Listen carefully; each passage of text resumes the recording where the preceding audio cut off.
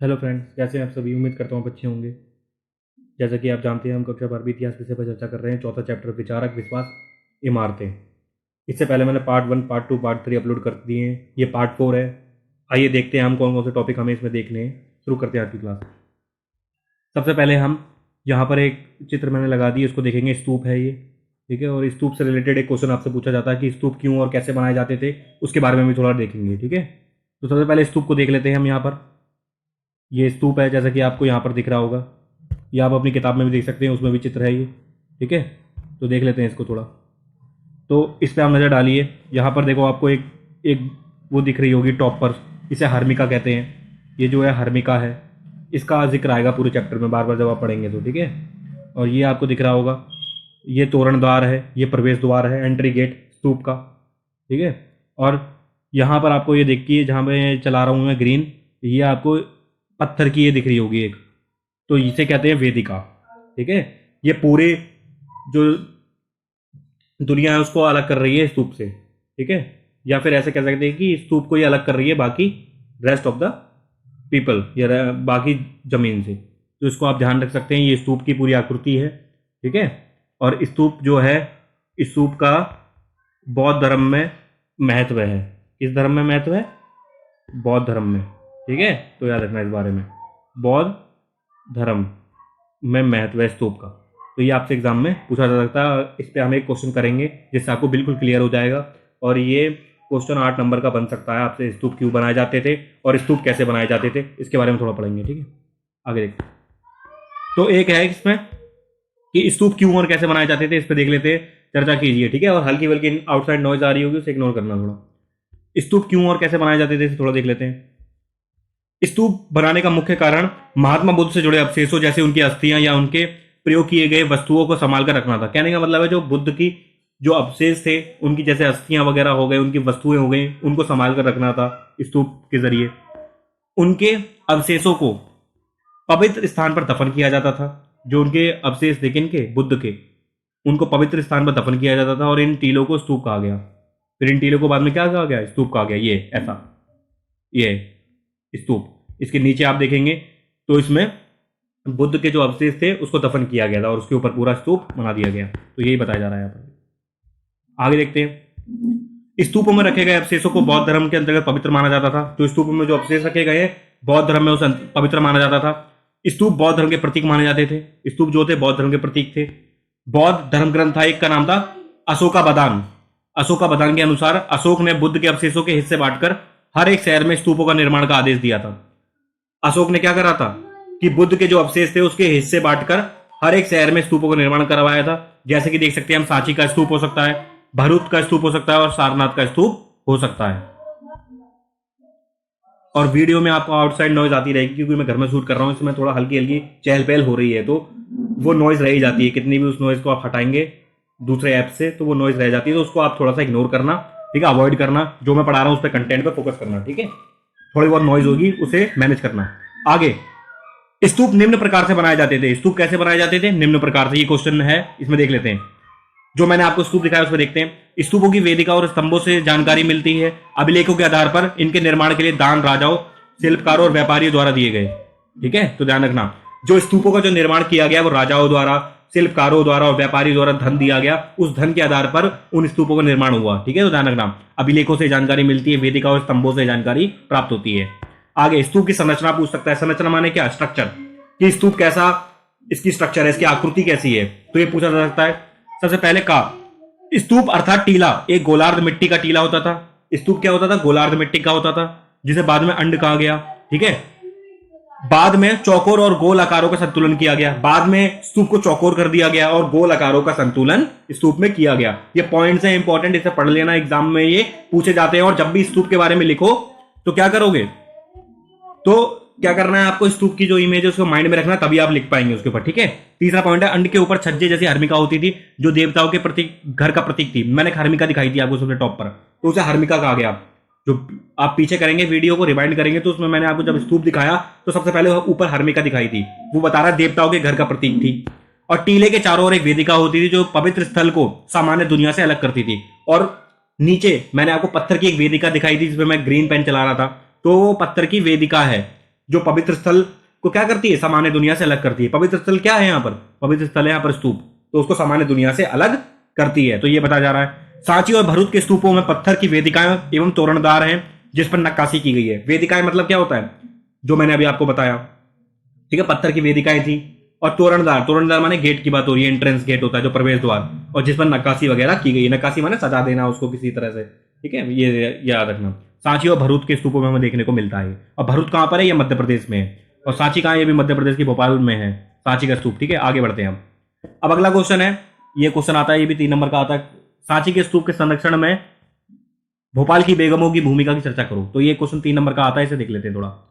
ठीक है, सांची का स्तूप, सांची के स्तूप के संरक्षण में भोपाल की शाहजहां बेगम और उनकी उत्तराधिकारी सुल्तान जहां बेगम ने निम्नलिखित कार्य किए। तो यहाँ की कि ये संरक्षक थी, यहाँ पर कह सकते हैं शासिका थी, ठीक है, भोपाल की, और इन्होंने स्तूप के संरक्षण में महत्वपूर्ण भूमिका निभाई थी। तो देख लेते हैं इनको भी, तो कैसे इन्होंने बचाया स्तूप को, क्यों। और सांची का जो स्तूप था उसकी खोज 1818 में हो गई थी, ध्यान रखना इस डेट को, 1818 में। और उस समय भारत में ईस्ट इंडिया कंपनी का शासन था, या फिर दूसरे शब्दों में कहा जाए कि अंग्रेजों का शासन था भारत में। और अंग्रेजों की एक हरकत थी कि उनकी क्या क्या करते थे वो लोग, कि जो भी भारत में बहुमूल्य वस्तुएं दिखती थी, जो भी उन्हें इंपॉर्टेंट चीज दिखती थी, उसे वो अपने जगह ले जाने की कोशिश करते थे। कोई लंदन ले जा रहा है, कोई अपने भवन में सजा रहा है, तो इस तरह। तो ध्यान रखना इस बात को, ठीक है। पहला पॉइंट, स्तूप के रखरखाव के लिए बेगमों ने धन का अनुदान दिया। स्तूपों को रखरखाव करना चाहिए, उसकी मेंटेनेंस के लिए बेगमों ने धन का अनुदान दिया। अनुदान माने ग्रांट दिया, पैसा दिया, धन का, ठीक है, क्योंकि धन लगता है हर चीज में, मेंटेन करने में किसी भी चीज को। तो पैसा कौन देगा, जो राजा वगैरह है, जो बेगम वगैरह है, शासिका है, वो दे रही है। दूसरा, सुल्तान जहां बेगम ने एक संग्रहालय और अतिथिशाला बनवाने के लिए अनुदान दिया। सुल्तान जहां ये बेगम जो थी, ये शाहजहां जो बेगम थी, उसकी वो उत्तराधिकारी थी, उत्तराधिकारी माने उसी की बेटी वगैरह थी ये। तो इसने संग्रहालय बनवाया, संग्रहालय माने म्यूजियम, और अतिथिशाला बनवाने के लिए अनुदान दिए। अतिथिशाला माना था गेस्ट वगैरह का रूम वगैरह इसने बनवाए, ताकि कोई यहाँ पर आए, सांची का स्तूप वगैरह देख ले और रह भी ले। तो ये याद रखना, संग्रहालय माने म्यूजियम बनवाए। और सुल्तान जहां ने जॉन मार्शल द्वारा लिखित पुस्तकों के प्रकाशन के लिए अनुदान दिया। और सुल्तान जहां ने क्या किया, जॉन मार्शल जो थे, जिन्होंने हड़प्पा सभ्यता की घोषणा करी थी, सिंधु घाटी सभ्यता की 1924 में, उन्हीं जॉन मार्शल को पुस्तकों के प्रकाशन के लिए भी पैसा दिया। वो पुस्तकों का अपना प्रकाशन करना चाहते थे, पब्लिश करना चाहते थे अपनी बुक्स, तो उनके लिए अनुदान दिया, ग्रांट दिया। अनुदान माने पैसा दिया, धन दिया। चौथा, फ्रांसीसी और अंग्रेजों द्वारा सांची के पूर्वी तोरणद्वार ले जाने के प्रयास सफल रहे। और जो फ्रांसीसी थे और अंग्रेज थे जो भारत में, वो सांची के पूर्वी तोरणद्वार को ले जाना चाहते थे, क्योंकि तोरणद्वार था, बहुत अच्छा लगता था वो, तो उसको ले जाने की कोशिश करते थे। लेकिन भोपाल की बेगमों ने उनके प्रयास को सफल कर दिया। तो इस प्रकार भोपाल की बेगमों के प्रयास के कारण सांची का स्तूप नष्ट होने से बच गया। तो ये क्वेश्चन आ सकता है एग्जाम में 3 नंबर का। यहाँ पे मैंने 4 पॉइंट लिखवा दिए, आपको ये 3 पॉइंट लिख लेना है, इसमें बहुत इंपॉर्टेंट है, सांची का स्तूप पे क्वेश्चन आता है।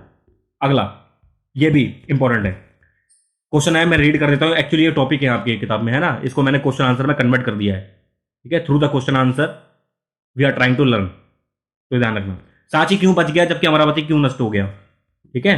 अमरावती का भी स्तूप था, जैसे सांची का स्तूप था वैसे अमरावती का भी स्तूप था। तो क्वेश्चन बना दिया कि सांची का स्तूप बच गया जबकि अमरावती का स्तूप नष्ट हो गया, ऐसा क्यों हुआ। अथवा, अथवा का मतलब है या तो इस तरह क्वेश्चन पूछ लेगा, स्पष्ट कीजिए कि अमरावती के स्तूप का क्या हुआ और क्यों हुआ, ठीक है। अमरावती का स्तूप जो था उसकी हालत क्या हुई और कैसी हुई, देख लीजिए। अमरावती के स्तूप की जानकारी आपसे 1796 में प्राप्त हुई है। जो अमरावती के जो स्तूप की जानकारी हमें 1796 में प्राप्त हो जाती है, और जबकि सांची के स्तूप की जानकारी हमें 1818 में प्राप्त होती है। तो उस समय उसका महत्व नहीं समझा गया, और अवशेषों को खोज की जगह पर रखने के उलट उसका मंदिरों के निर्माण में प्रयोग तथा अपने घरों या बागों की सुंदरता बढ़ाने के लिए प्रयोग किया गया। और जो भी स्तूप के पास से जो भी चीजें मिल रही थी, उनको क्या किया गया, लोग मंदिरों में ले जा रहे हैं निर्माण के लिए, ठीक है, अपने घरों की बागों की सुंदरता बढ़ा रहे हैं, मतलब उन चीजों को वहां से हटाकर अपने निजी कार्यों में ले जा रहे हैं उन चीजों को, ठीक है। तो ध्यान रखना है इसको। और निम्न घटनाओं से स्पष्ट होता है कि इस पर ध्यान नहीं दिया गया। किस पर ध्यान नहीं दिया गया, अमरावती का जो स्तूप है उस पर ध्यान नहीं दिया गया। और जो अमरावती है वो आंध्र प्रदेश में पड़ता है जगह, ठीक है, राजधानी है आज की डेट में आंध्र प्रदेश की अमरावती। तो अमरावती का स्तूप वहीं पर है था, मतलब अब तो नष्ट हो गया। 1796 में पहला पॉइंट, 1796 में अवशेष मिलने के बाद उसके पत्थरों का प्रयोग मंदिर के निर्माण में हुआ। 1796 में जब अमरावती का स्तूप मिला तो वहां पे पत्थर भी मिले, तो उसका प्रयोग मंदिरों के निर्माण में लिया गया, ठीक है। स्तूप बौद्ध धर्म का है, लेकिन उसके पत्थरों का प्रयोग कर रहे हैं मंदिरों में, ठीक है। तो ध्यान रखना इस बारे में, तो नष्ट तो हो ही जाएगा। कुछ समय बाद मैकेंजी ने मूर्तियां पाई। मैकेंजी ईस्ट इंडिया कंपनी का अधिकारी था ये भी, और उसका विस्तृत चित्रांकन किया, परंतु रिपोर्ट नहीं प्रकाशित की। इसे मूर्तियां मिली, इसने विस्तृत चित्रांकन भी किया, लेकिन रिपोर्ट नहीं इसने प्रकाशित करी, रिपोर्ट नहीं लिखी उसके ऊपर कुछ भी। तीसरा पॉइंट, ठीक है। और ये सारे कारण हैं कि अमरावती का स्तूप नष्ट क्यों हो गया। ये सारे कारण अब आपको बताए जा रहे हैं इसमें, ठीक है, तो ध्यान रखना इस बारे में। तीसरा पॉइंट, 1854 में गुंटूर के कमिश्नर ने अमरावती की यात्रा के दौरान कई मूर्तियां और उत्कीर्ण पत्थर मद्रास ले गए। गुंटूर का कमिश्नर था, गुंटूर भी वहीं पर एक जगह है, तो उसने क्या करा, अमरावती की यात्रा करी और कई मूर्तियां और उत्कीर्ण पत्थर मद्रास ले गया। मतलब जिसकी जो मर्जी हो रही है वो वहां ले जा रहा है, यहाँ की मूर्तियां, यहाँ के पत्थर, ठीक है, यहाँ के तोरण द्वार, जो भी बेशकीमती चीजें उन्हें मिल रही हैं, बहुमूल्य, तो उन्हें वो अपनी जगह ले जा रहे हैं। तो ये मद्रास ले गया और पश्चिमी तोरणद्वार की खोज की, परंतु उसके पत्थरों को भी वहां नहीं रहने दिया गया, ठीक है। मतलब कुछ भी वहां पे बेशकीमती बहुमूल्य वस्तुएं मिल रही है, पत्थर हो गया, तोरणदार हो गया, तो उसको वहां पर नहीं रहने दिया जा रहा है। सब अपने निजी स्वार्थ के लिए उसे ले जा रहे हैं एक जगह से दूसरी जगह, जिसका जहां जो मन कर रहा है, ठीक है। और कुछ पत्थर लंदन पहुंचे, देखिए लंदन पहुंच गए कुछ पत्थर। है अमरावती का स्तूप, है भारत में, है भारत की धरोहर, लेकिन पहुंच कहां गई, लंदन पहुंच गई। अमरावती की मूर्तियों को अंग्रेज अधिकारियों ने अपने बागों की शोभा बनाया। बताइए, अमरावती की जो मूर्तियां मिल रही हैं वहां पे अंग्रेज अधिकारी ले जा रहे हैं, अपने बागों में लगा रहे हैं, उसकी सुंदरता बढ़ा रहे हैं। तो इसलिए अमरावती का जो स्तूप था वो नष्ट हो गया। ये सारे कारण थे उसके पीछे, ये उसे कोई बचाने वाला नहीं था। जैसे सांची के स्तूप को बचाया गया भोपाल की बेगमों द्वारा, इसलिए आज सांची का स्तूप भी है, ठीक है। भोपाल की जब आप यात्रा करेंगे ट्रेन से तो सांची का स्तूप दिखता है दूर से भी, ठीक है, तो ध्यान रखना इस बारे में। तो सांची का स्तूप आज भी विदेशी जो सैलानी हैं, जो पर्यटक हैं, बड़ी मात्रा में आते हैं सांची का स्तूप देखने, और भारत के जो पर्यटक हैं वो भी जाते हैं सांची का स्तूप देखने भोपाल में, तो ध्यान रखना इसलिए। और सांची क्या है, यूनेस्को की वर्ल्ड हेरिटेज साइट है, ठीक है, विश्व विरासत स्थल में शामिल है सांची, तो ध्यान रखना इस बारे में, यूनेस्को की। अंत में कहा जा सकता है कि अमरावती के स्तूप को बचाने के लिए प्रयास नहीं किया गया, जो सांची के स्तूप को बचाने में वहां की बेगमों ने महत्वपूर्ण भूमिका निभाई। यानी कि सांची के स्तूप को बचाया गया बेगमों द्वारा। अगर बेगम वहां की नहीं बचाती सांची के स्तूप, तो अंग्रेज, फ्रांसीसी, ये सब क्या करते, सांची के स्तूप को क्षतिग्रस्त कर देते, नष्ट कर देते, उसके पत्थर वगैरह ले जाते, मूर्तियां ले जाते निकाल के, तो उसकी हालत खराब कर देते, ठीक है। और आज हम देख नहीं पाते सांची के स्तूप को, ठीक है, तो ध्यान रखना इस बारे में। तो ये क्वेश्चन आता है तो उसमें दोनों क्वेश्चन जोड़ के लिख देना आप। अमरावती के बारे में बता देना कि अमरावती का स्तूप नष्ट क्यों हो गया, इसकी खोज कब हुई थी, ठीक है, और सांची के स्तूप के बारे में भी लिख देना, अगर दोनों क्वेश्चन ज्वाइंट होकर आए तो। आगे बढ़ते हैं हम, ठीक है। ये देख सकते हैं, ये सांची का पूर्वी तोरणद्वार है, ये इसको कहते हैं तोरणद्वार, ठीक है, ये है तोरणद्वार, देख, ठीक है, प्रवेश द्वार होता है, गेट होता है, एंट्री गेट, ठीक है। और पिछली क्लास में मैंने आपको बताया था संगा, बुद्ध संगा में पढ़ा, बताया था ना मैं, बुद्ध जो संगा थे उसमें भिक्षु वगैरह रहते थे, उनके नियम वगैरह थे, कैसे उन्हें रहना है, कैसे जीवन व्यतीत करना है, ठीक है, कैसे उनको खाना वगैरह खाना है, कैसे बौद्ध धर्म का प्रचार प्रसार करना है। तो ये संगा की एक फोटो है, देख सकते हैं, है ना, संगा इस तरह है, ठीक है, ये देख सकते हैं आप संगा की, ये बाकी सारे शिष्य हैं, और यहाँ पे गुरु जी बैठे हैं, वो बता रहे हैं कुछ, है ना, तो देख सकते हैं। और ये एक फोटो लगा दी थी मैंने ऐसी, ये इसमें दिखाया गया कि बुद्ध को ज्ञान प्राप्त हुआ है, ठीक है, बोधि वृक्ष के नीचे बैठे हैं बुद्ध, और बुद्ध को ज्ञान प्राप्त हुआ। यहाँ पे आपको चंद्रमा भी दिख रहा होगा, ठीक है, पूर्णिमा का दिन था जिस दिन बुद्ध को ज्ञान प्राप्त हुआ, इसलिए बौद्ध धर्म में बुद्ध पूर्णिमा का बड़ा महत्व है, ठीक है, ध्यान रखना इस बारे में, ठीक है। बोधि वृक्ष, और बौद्ध गया में ये जगह पड़ती है बोधि वृक्ष, जहां ज्ञान प्राप्त हुआ था बुद्ध को। आगे, ठीक है, सिद्धार्थ को ज्ञान प्राप्त हुआ था, वो बुद्ध बन गए थे। आगे बढ़ते हैं आप थोड़ा, ठीक है। एक और क्वेश्चन है जो मैंने लगा दिया यहाँ पर, सांची की मूर्ति कला के बारे में पूछ रहा है ये। सांची की मूर्ति कला को समझने में बौद्ध साहित्य के ज्ञान से कहां तक सहायता मिलती है, यानी कि सांची की जो मूर्ति कला है उसको समझाने में बौद्ध साहित्य कितनी हेल्प कर पाता है हमारी, हम देखते हैं, ठीक है। हाईलाइट कर रखा है मैंने, उस पर ज्यादा फोकस करना, ठीक है, जो जो हाईलाइट मैंने ऑलरेडी कर दिया ताकि बीच में हाईलाइट ना करना पड़े मुझे। सांची की मूर्ति कला खूबसूरत और मूल्यवान थी, अतः स्तूपों से मूर्तियों को यूरोप ले जाया गया। जो स्तूप थे उसकी जो मूर्तियां थी उसको यूरोप ले जाया गया, कुछ को।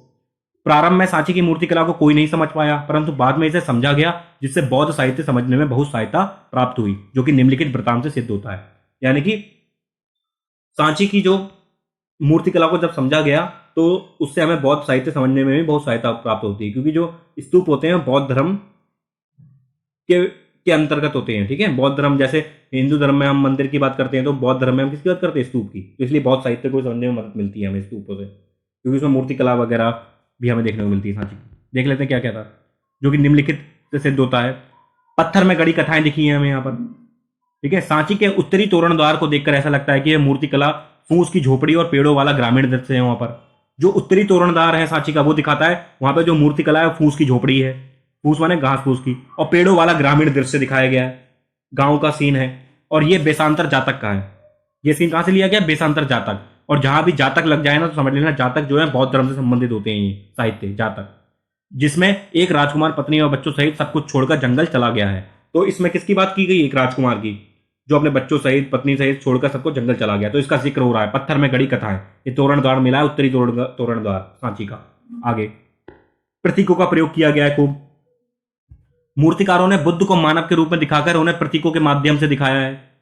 प्रतीकों के माध्यम से दिखाया है बुद्ध को, जैसे रिक्त स्थान बुद्ध के ध्यान की दशा है, स्तूप महापरिनिब्बान है, चक्र सारनाथ में दिए गए पहले उपदेश का प्रतीक था, पेड़ केवल एक पेड़ नहीं है बल्कि वह बुद्ध के जीवन की एक घटना का प्रतीक था। ठीक है, तो इसमें बताया गया जैसे प्रतीकों के माध्यम से बुद्ध को दिखाया गया है, इसमें मानव रूप में ना दिखाकर प्रतीकों के रूप में दिखाया गया है। ये मूर्ति कला में देखने को मिलता है। मैं सारा, मैं इसका फोटो भी लगाया मैंने, देख लो, ये रही। ठीक है, ये देख सकते हैं। ठीक है, यहां शुरू करते हैं। यहाँ पे एक पेड़ दिख रहा होगा आपको, ये देखो पेड़ है ऊपर। ठीक है, और पेड़ के नीचे कुछ लोग बैठे हैं। तो ये बताया जा रहा है कि बौद्धि वृक्ष है जहाँ ज्ञान की प्राप्ति हुई थी बुद्ध को। ठीक है, और ये बीच में जो है ये स्तूपा की दिख रही है आपको, ये ऊपर स्तूप है, नीचे कुछ लोग बैठे हुए हैं। ठीक है, तो ये बताया जा रहा है। और यहाँ पर धर्म चक्र परिवर्तन है ये। ठीक है, ये गोल सा दिख रहा है तुम्हें। ठीक है, ये बौद्ध धर्म संबंधित है सारी ये मूर्ति का, तो ध्यान रखना इस बात को। अब आगे बढ़ते हैं। ठीक है, तो प्रतीकों का प्रयोग किया गया है। ठीक है, स्तूप जो मैंने दिखाया वो महापरिनिब्बन है। ठीक है, चक्र जो है सारनाथ में दिए गए पहले उपदेश का प्रतीक है। जो चक्र दिखाया मैंने उसमें सारनाथ में उपदेश जो दिया था उसको चक्र के रूप में दिखाया उन्होंने। और पेड़ जो दिखाया था केवल एक पेड़ नहीं है बल्कि बुद्ध के जीवन की एक घटना का प्रतीक है। ठीक है, तो ये सब है, प्रतीकों का प्रयोग किया गया है खूब। आगे लोक परंपराएं भी हैं कुछ इसमें। कुछ मूर्तियां जैसे साल भांजिका की मूर्ति है, शुभ प्रतीक मानी जाती थी, जिसके छूने से फूल खिल उठते थे और फल लगने लगते थे। तो सल भांजिका की मूर्ति है एक। कौन है सल भांजिका, वो भी देख लेते हैं। यहाँ पे मैंने फोटो लगा रखी है। ठीक है, ये इसको सल भांजिका क्या कहा जा रहा है? साल भांजिका इसको कहा जा रहा है कि ये मूर्ति जो मिली है जिसके छूने से फूल खिल उठते थे। ठीक है, वगैरह वगैरह बातें जो की जा रही हैं। ठीक है, तो इसका जिक्र आ रहा है, तो साल भांजिका है। आगे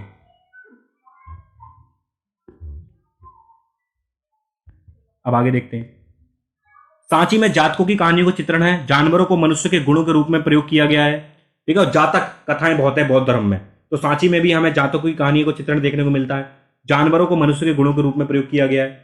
जैसा हाथी शक्ति का और ज्ञान का प्रतीक बताया गया है, और जानवरों को मनुष्य के गुणों के रूप में दिखाया गया है। जैसा हाथी की बात हुई है, हाथी किसका प्रतीक बताया गया है? यहाँ पर शक्ति और ज्ञान का प्रतीक है हाथी।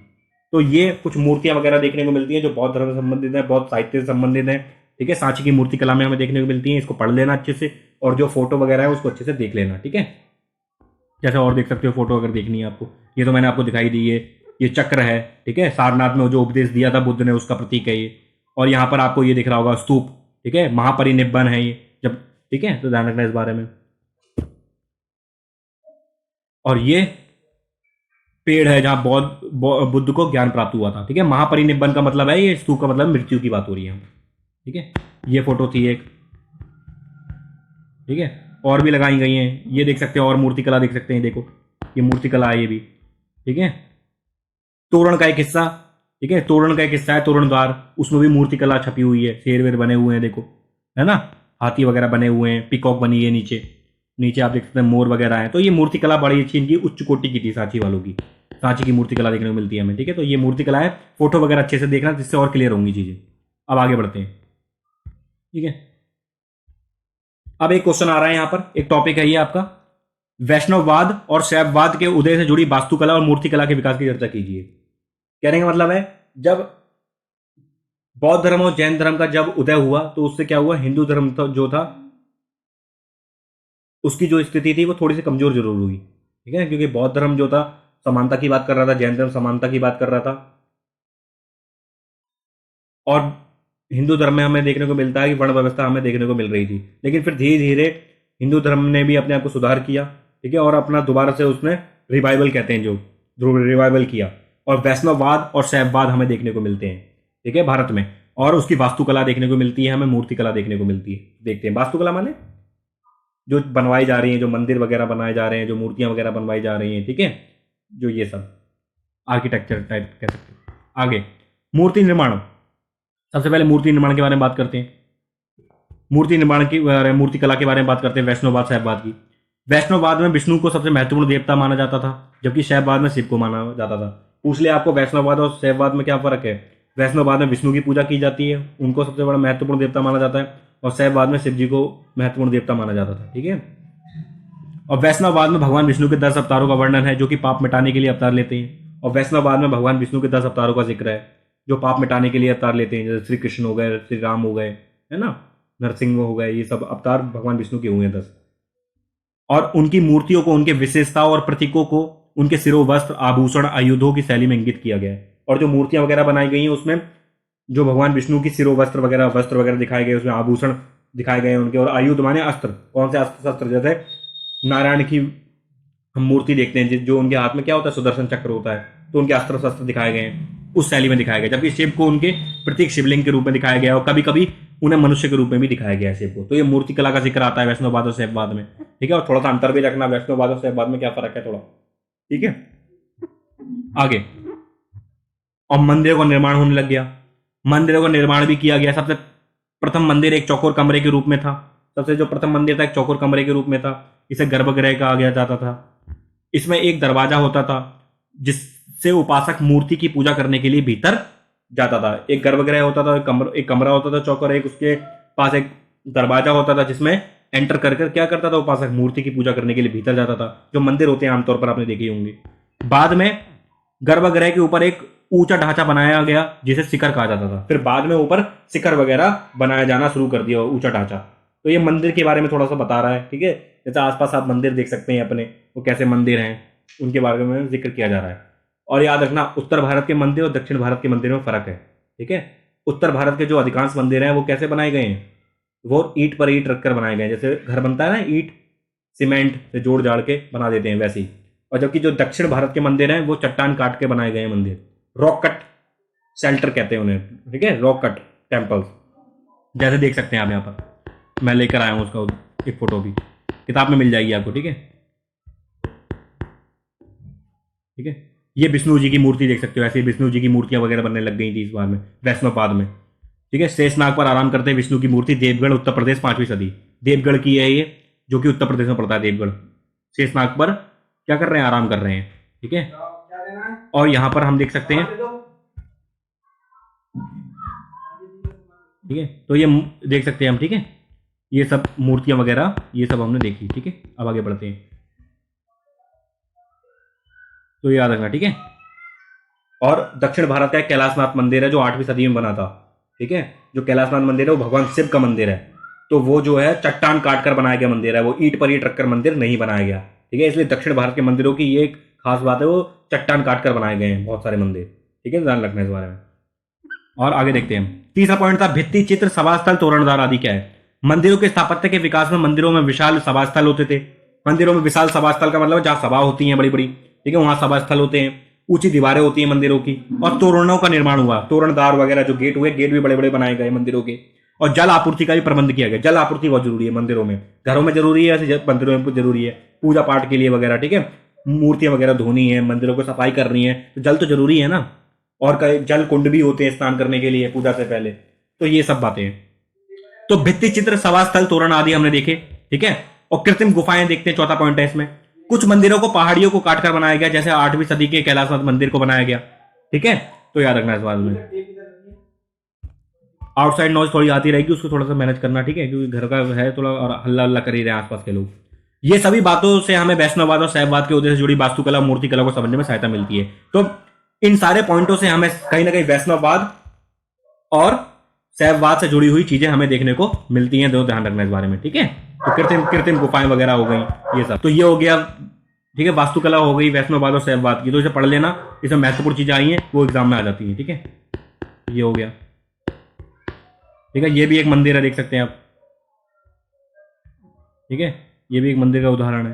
तो इस समय मंदिर वगैरह बनना शुरू हो गए। वैष्णववाद और शैववाद का मतलब है विष्णु भगवान से जुड़े हुए मंदिर भी बन रहे हैं, शिव से जुड़े हुए मंदिर बन रहे हैं। क्योंकि हिंदू धर्म में आज की बात हम करें तो 2 मुख्य देवता हैं, भगवान विष्णु और भगवान शिव।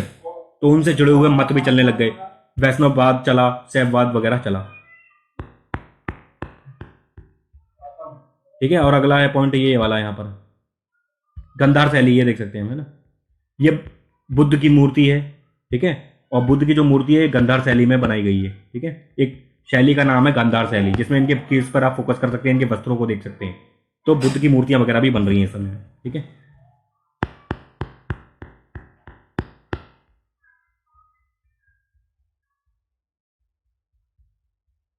ठीक है, ये सब हो गया, ये सारा लगा दिया मैंने। अब तो ठीक है, और एक चीज़ और ध्यान रखना इसमें, एक टॉपिक इसमें छूट गया है, मैं लगा नहीं पाया वो। तो इसमें एक टॉपिक आप जब आगे पढ़ेंगे तो उसमें आएगा कि जो बौद्ध धर्म था आगे चलकर वो भी दो शाखाओं में बट गया। वो भी किस दो शाखाओं में बट गया, हीनयान महायान में बट गया। ठीक है, ध्यान से सुनना मेरी बातों को और पढ़ लेना आप। हीनयान उस शाखा के लोगों को कहा गया जो बुद्ध की शिक्षाओं को महत्व देते थे, जो बुद्ध के जो वचन थे, उनकी शिक्षा थी, उनका पालन करते थे। ठीक है, वो बुद्ध की जो है मूर्ति बनाकर पूजा नहीं करते थे, वो हीनयान वाले। ठीक है, जो बौद्ध धर्म, जो शुरुआत का बौद्ध धर्म था वो हीनयान वाला था वो बौद्ध धर्म। ठीक है, और आगे चलकर बौद्ध धर्म में एक और शाखा हमें देखने को मिलती है, वो थी महायान शाखा। महायान शाखा के जो अनुयायी थे वो बुद्ध की मूर्तियां बनाने में विश्वास रखते थे और बुद्ध की मूर्ति बनाकर वो पूजा किया करते थे। ठीक है, तो ये महायान शाखा वाले लोग थे बौद्ध धर्म में। तो याद रखना, एग्जाम में आ सकता है कि बौद्ध धर्म किन दो शाखाओं में बटा, हीनयान और महायान में। तो हमें याद रखना हीनयान कौन से लोग थे और महायान वाले कौन से लोग थे। महायान माने जो मूर्ति बनाकर पूजा करते थे बुद्ध की, जो बाद में आया है ये शाखा, और हीनयान पुरानी शाखा थी उनकी। ठीक है, जो बुद्ध की शिक्षाओं को मानते थे, उनके वचन को मानते थे, उनके कहने को मानते थे, वो मूर्ति के रूप में उनकी पूजा नहीं करते थे। तो हीनयान ये थे। तो ये याद रखना, आपके एक टॉपिक भी आपकी किताब में इसमें मैं लगाना भूल गया, तो आप उसे ध्यान रखना। ठीक है, हीनयान वाला। अब आगे बढ़ते हैं, और हीनयान को थेरवाद भी कहा गया, तो ये देख लेना, एक डब्बे में था वो। ठीक है, आगे बढ़ते हैं हम। तो ये फोटो वगैरह लगा दी मैंने। ठीक है, अब यहाँ पर एक चीज और देख लो, मैप और देख लो। ठीक है, थोड़ा सा ये मैप लगा दिया मैंने, ये एग्जाम में आता है आपसे। ठीक है,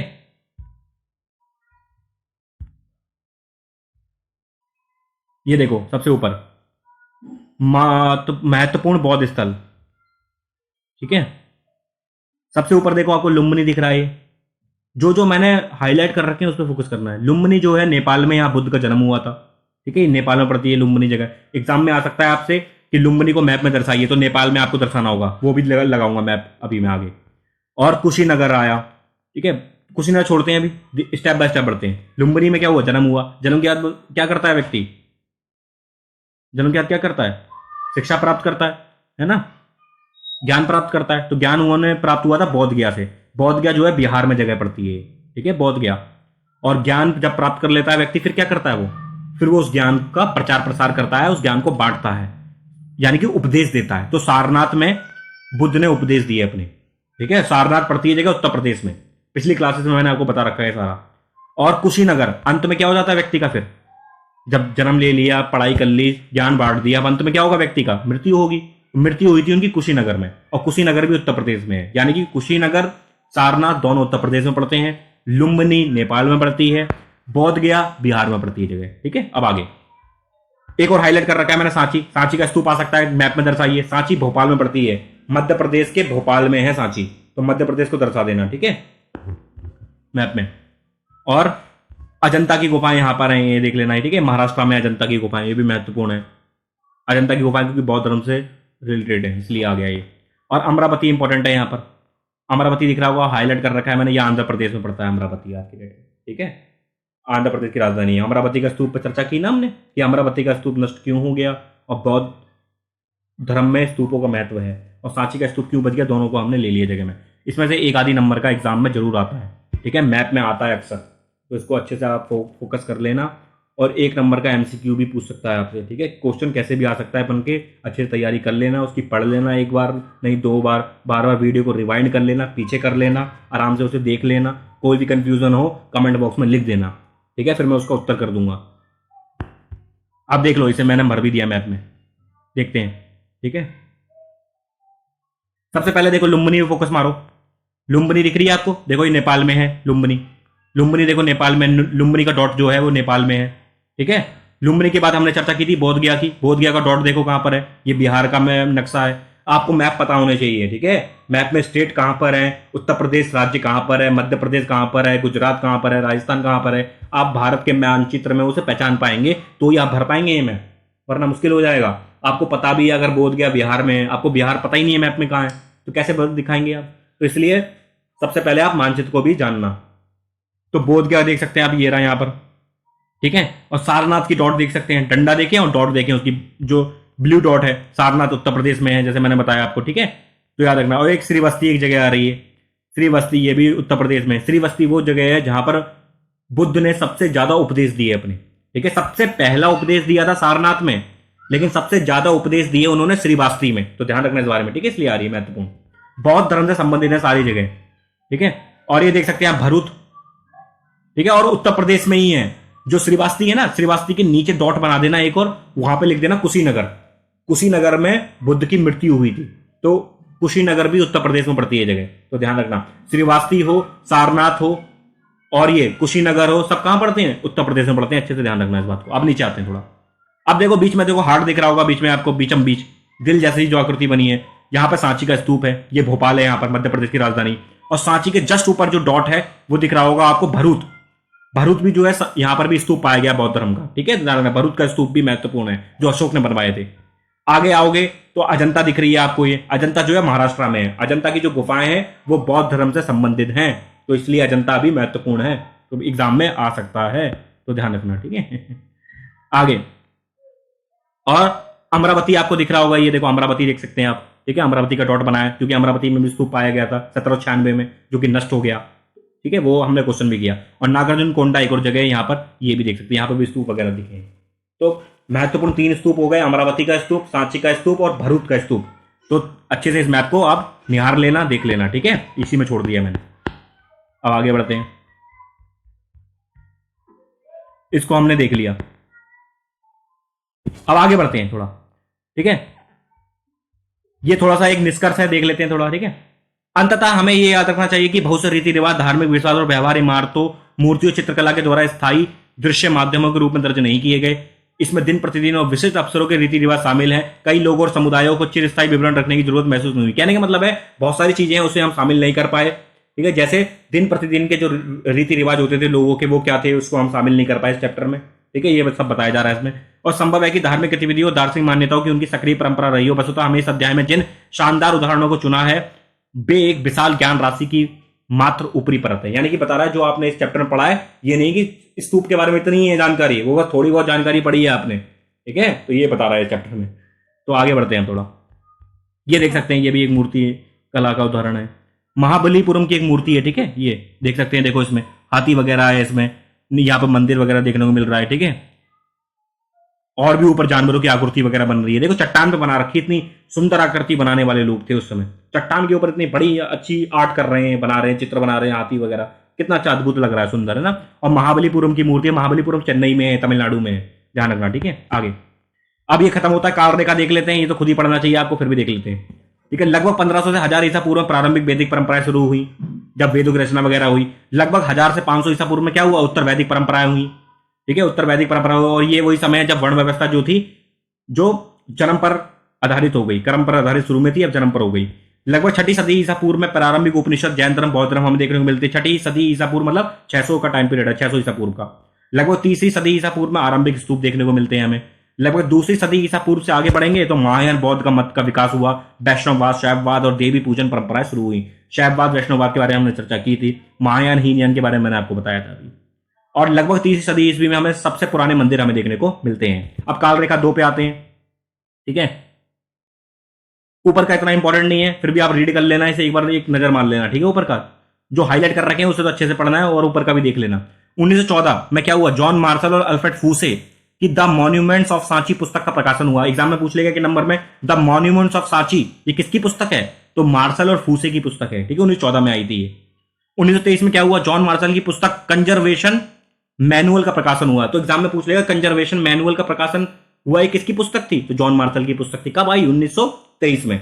और प्रधानमंत्री 1955 में क्या हुआ, प्रधानमंत्री जवाहरलाल नेहरू ने राष्ट्रीय संग्रहालय नई दिल्ली की नींव रखी। बहुत ही महत्वपूर्ण है ये, पूछ लेगा कि जवाहरलाल नेहरू ने राष्ट्रीय संग्रहालय की नींव कब रखी, तो 1955 में रखी। कहां रखी, नई दिल्ली में रखी। राष्ट्रीय संग्रहालय मतलब नेशनल म्यूजियम, म्यूजियम है जिसमें पुरानी वस्तुएं आप देख सकते हैं, म्यूजियम आप विजिट किया करो, ठीक है। हिस्ट्री का स्टूडेंट होने के नाते आपका ये कर्तव्य बनता है कि जो पुरानी जो चीजें हैं हमारी उनको देखा करो जाके। जैसे दिल्ली में आप अगर रहते हैं तो आप पुराना किला वगैरह हो गया, हुमायूं टॉम्ब हो गया, हुमायूं का मकबरा है ना, इंडिया गेट वगैरह हो गया, ठीक है, ये जामा मस्जिद वगैरह हो गई ना, देखा करो थोड़ा, ठीक है, पुरानी जो चीजें हैं हमारी। और म्यूजियम वगैरह जाया करो घूमने वगैरह, गांधी हो गई, गांधी म्यूजियम वगैरह है ना, अंबेडकर म्यूजियम, नेहरू म्यूजियम, ये सब जाया करो थोड़ा देखने। 1989 सांची को एक विश्व कला दाय घोषित किया गया, और सांची को 1989 में क्या घोषित कर दिया गया, विश्व कला दाय। तो याद रखना इस बात को। तो इसके साथ आज की क्लास खत्म करते हैं यहीं पर। उम्मीद करता हूं आपको लेक्चर पसंद आया होगा। अगर पसंद आया है तो लाइक करना, नहीं पसंद आया डिसलाइक करना, कोई दिक्कत वाली बात नहीं है, बताना क्यों डिसलाइक क्यों किया है, और कमेंट बॉक्स में आप लिखना, ठीक है। नेगेटिव फीडबैक लिखेंगे आप, कोई दिक्कत नहीं है मुझे, मैं उसे पॉजिटिव वे में लूंगा, और मैं कोशिश करूंगा और इंप्रूवमेंट की जाए, जैसा आप बता रहे हैं वैसा किया जाए, ठीक है। और कोई भी डाउट हो, कुछ समझ में ना आया हो, कोई वर्ड समझ में ना आया हो, कोई भी चीज़ मैं समझा रहा हूँ वो ना समझ में आया हो, जो भी मैं पढ़ा रहा हूँ उससे एग्री ना कर रहे हो आप, ठीक है, तो आप मुझे बताना क्यों नहीं एग्री कर रहे हैं, क्या दिक्कत लग रही है आपको, तो बताना उस बात को, कोई दिक्कत वाली बात नहीं है। और जो भी फैक्ट्स वगैरह लिए मैं अपनी तरफ से नहीं लाया हूँ फैक्ट्स, सारी फैक्ट्स आपके एनसीईआरटी बेस्ड हैं, ठीक है।